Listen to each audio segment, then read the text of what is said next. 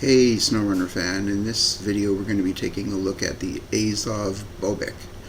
This is a console mod truck. Before we start though, I'd like to say thank you to all of the people who've subscribed, liked and shared my videos over the last couple of months. I really appreciate it, thank you. Alright, so as I said, we're going to be looking at the Azov Bobik. This is a console mod truck, and it's only been on the list a couple of days, near as I can tell. At least it's taken over the first place of the console mods, and I do sort by the most recently updated, so that'll tell you right there. Now you can see that I'm upgrading it, of course, to the usual highest. Got the best engine, best gearbox, raised suspension, best, well, in my opinion, one of the best sets of mud tires. Got the stock heavy winch, and we're going to trade that for the advanced heavy. Diff lock is engageable, and got a snorkel on there. And you can see the stats are like S+, S, and C+, I believe, with a 340 liter gas tank. So that's pretty good for such a smallish off-road truck. Small to medium, I guess.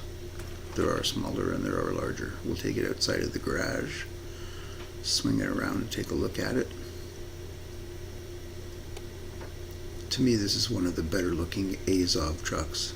Leaner, meaner, less boxy, higher up off the ground. I really like the looks of this little truck. Now here's a bit of a surprise. Articulated chassis, steering, and I still like this truck. I'm not sure what I'm surprised at more, that it has the articulated steering, or that I like it even though it does. Good sounding engine, all the gauges are working, they light up here at night. That's nice. Really nice surprise. Not that good a view out the passenger window, better out of the driver's window. Now that we've seen the truck inside and out and dressed it up, we'll take it over and play in the mud at Black River, Michigan. Right after we hear how it sounds. Sounds good? We're good? Okay, here we go.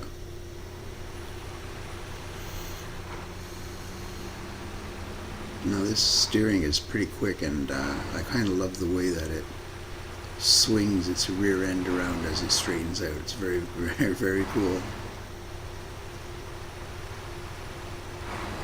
If it was a larger truck, it would be a bit of a handful, I think, to control with the articulated chassis steering, but due to its smaller size, it really handles quite well, and it makes the handling very quick, I find. And it has a really good turning radius for a truck of this type. Usually the turning radius is much larger, even though they're smallish trucks, lengthwise at least, even though some of the heavies not especially long, really.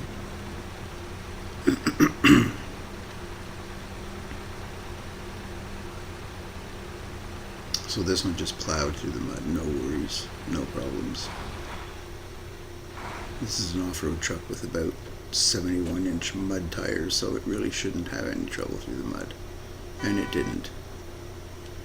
Oh, good sounding horn too for a smallish truck. Alright, moving on. We're going to take it over to the quarry and see if we can torture it by taking it down to the bottom and back up. I have a special surprise planned for this one though. I think it can handle it.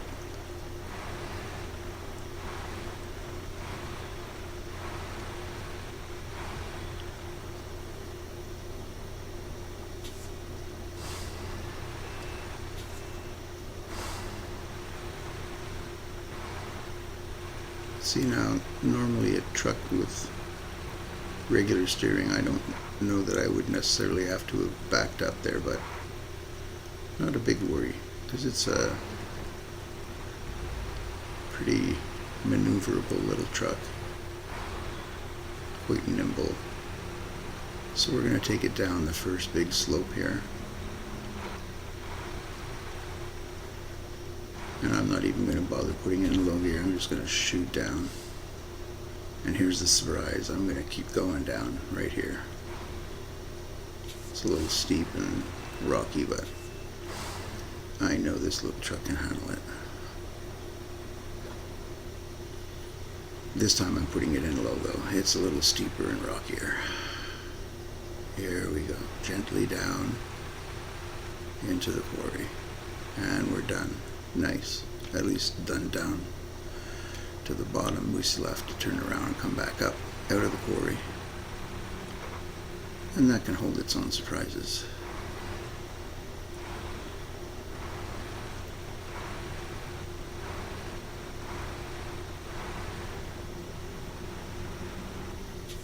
First we have to get past some of the obstacles, like the busted frame from an old truck and its tires lying around at the bottom of the quarry.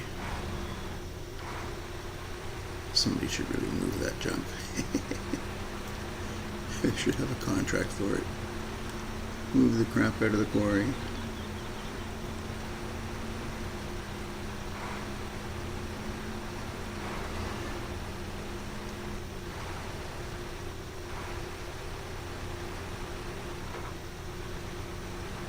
Yeah, here we go.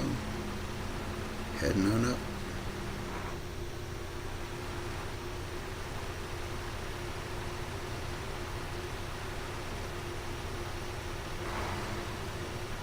And there's a ramp, a shortcut if you will, on up out of here. Let's see how the articulated steering handles this. Probably have to turn it back it around at least once. Yeah, there we go. That should be good enough though. I love those big mud tires.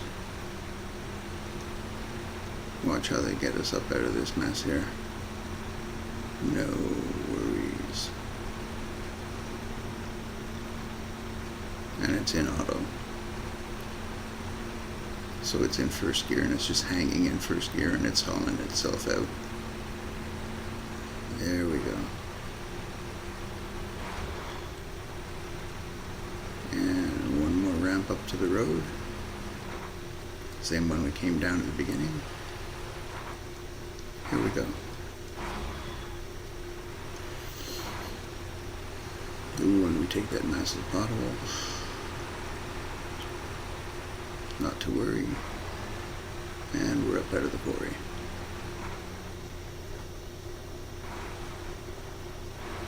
There we go.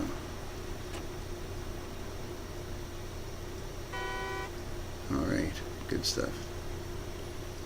Now, those two obstacles out of the way, we'll move on to the third and final. Crossing the river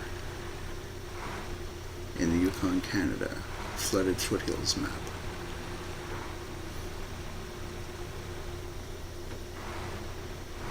This section of the river that I use is really close to the garage, by the way, if you wanted to try this yourself. I have a video that shows the 3 different places that I usually go to and where they are next to their relative garages. I guess the farthest one really is the quarry, and it's only about a 3-minute drive or something. 3 or 4 minutes. There we go.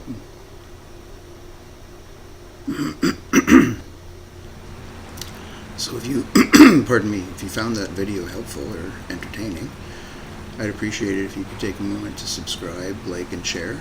I'd really appreciate it. Thank you. And in the meantime, stay safe, take care, and until the next video, bye for now.